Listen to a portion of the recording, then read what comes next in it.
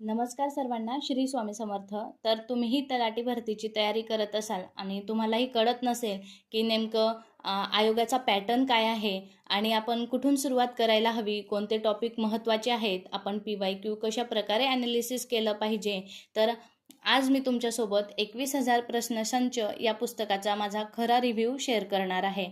तर हा व्हिडिओ शेवटपर्यंत नक्की बघा. आता MPSCकडे तलाठी भरती गेली म्हटल्यावर आपण सरळ सेवेचे विद्यार्थी थोडे गोंधळात तर पडलोच आहोत. कारण आपल्यासाठी सर्व गोष्टी नवीन आहेत. बाकीच्यांना कळतं ॲनालिसिस वगैरे कसं करायचं, पण आपल्याला अजून या गोष्टींची सवय नाही आहे. त्यामुळे सर्वच गोष्टी आपल्यासाठी नवीन आहेत. म्हणून मी आज तुमच्यासाठी या पुस्तकाचा रिव्ह्यू देणार आहे आणि कशाप्रकारे आपण PYQ ॲनालिसिस केलं पाहिजे हे तुम्हाला सांगणार आहे. तर हे आहे लोकसेवा पब्लिकेशनचं 21,000 प्लस प्रश्नसंच असलेलं आणि 210 प्लस प्रश्नपत्रिका असलेलं पुस्तक. तर आता या पुस्तकाचा वापर आपण अभ्यास करताना कसा केला पाहिजे. तर मी माझी स्ट्रॅटजी सांगते. मी काय करत असते, एखादा जर सब्जेक्ट घेतला, मी सपोज मी राज्यघटना हा सब्जेक्ट घेतला, तर त्यामध्ये मी आधी जो काही चॅप्टर आहे, घटनेची निर्मिती घेतली, तर मी आधी या पुस्तकामधून त्यावरचे जे काही PYQ क्वेश्चन आहेत ना, ते सर्व आधी व्यवस्थित वाचून घेते आणि त्यानंतर मग मी त्यावरचं एखादं व्हिडिओ लेक्चर बघते किंवा मग थेरी वाचते आणि परत मग मी ते क्वेश्चन सॉल्व करायला घेते.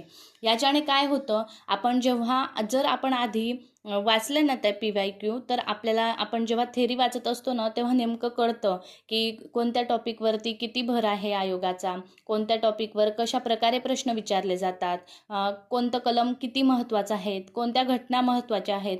आणि हे लिंक आपल्याला जर आपण आधी PYQ वाचले तरच लागत असते. म्हणून आधी आपण PYQ वाचलं पाहिजे आणि त्यानंतर मग आपण त्या चॅप्टरची थेरी वाचली पाहिजे. या 21,000 प्रश्नसंच पुस्तकामध्ये आपल्याला प्रत्येक सब्जेक्टचे भरपूर असे प्रश्न दिलेले आहेत. म्हणजे राज्यघटना, भारतीय अर्थव्यवस्था, इतिहास, भूगोल, मग त्याच्यामध्ये महाराष्ट्राचा भूगोल, भारताचा भूगोल, यावरती प्रत्येक चॅप्टरवरती आपल्याला आयोगाचे पण प्रश्न दिलेले आहेत. म्हणजे आपली भरपूर अशी प्रॅक्टिस प्रश्नांची होते आणि आयोगाने कशा प्रकारे प्रश्न विचारले आहेत याचीही प्रॅक्टिस होते. ते नवीन विद्यार्थी आहेत जे सरळ सेवेकडून आता MPSC ग्रुप C कडे वळाले आहेत, त्यांच्यासाठी हे पुस्तक खरंच खूप उपयुक्त आहे. कारण आपल्याला या पुस्तकामुळे आयोगाचा नक्की पॅटर्न काय आहे तो कळतो. आपण PYQ ॲनालिसिस कशा प्रकारे करायचं हे आपल्याला या पुस्तकातून कळतं. कोणत्या चॅप्टरवरती, कोणत्या टॉपिकवरती आपल्याला किती भर द्यायचा आहे ते आपल्याला या पुस्तकातून कळत असतं. आता आपण जर तलाठी अस्पिरंटबद्दल बोलायचं झालं, तर तलाठीसारख्या कॉम्पिटिटिव्ह एक्झाममध्ये फक्त थेरी वाचून उपयोग नाही. आपल्याला प्रश्न सोडवण्याची सवय, स्पीड आणि ॲक्युरेसी तिन्ही गोष्टी डेव्हलप कराव्या लागतात. त्यामुळे रोजच्या अभ्यासामध्ये थोडा थेरी स्टडी आणि त्यानंतर क्वेश्चन प्रॅक्टिस असा पॅटर्न ठेवला तर मला वाटतं जास्त फायदा होऊ शकतो. एक्झाम जवळ आल्यावर हे प्रश्नसंच रिव्हिजनसाठी खूप उपयोगी ठरू शकतो. मला या पुस्तकामध्ये सगळ्यात जास्त आवडलं ते म्हणजे एकाच ठिकाणी मोठ्या प्रमाणावर क्वेश्चन प्रॅक्टिस करता येते.